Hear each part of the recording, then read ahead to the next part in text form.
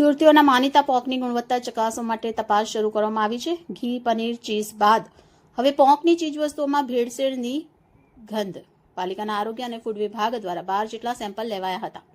શહેરની 10 જેટલી સંસ્થાઓમાંથી લેવાયેલા સેમ્પલ લેબ ખાતે મોકલવામાં આવ્યા છે। રિપોર્ટ આવ્યા બાદ કાર્યવાહી કરવામાં આવશે। હાલ ઠંડીની સિઝનમાં પોંકની ચીજવસ્તુઓનું ધૂમ વેચાણ થઈ રહ્યું છે, તો સ્થળ પર હાઇજેનિક રાખવા, સ્વચ્છતા રાખવી ઉપરાંત બનાવતી વખતે હાથમાં ગ્લોવ્સનો ઉપયોગ કરવા सूचना આપવામાં આવી હતી।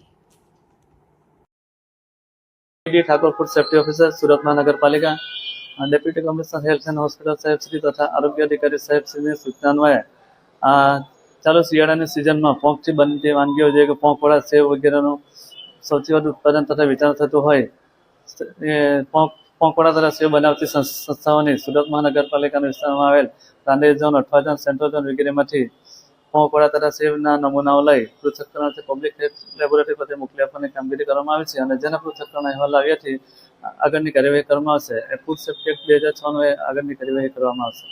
સર, કેટલા નમૂના લેવામાં આવે છે અને કઈ રીતે કેટલા સમય બાદ રિપોર્ટ આવે છે?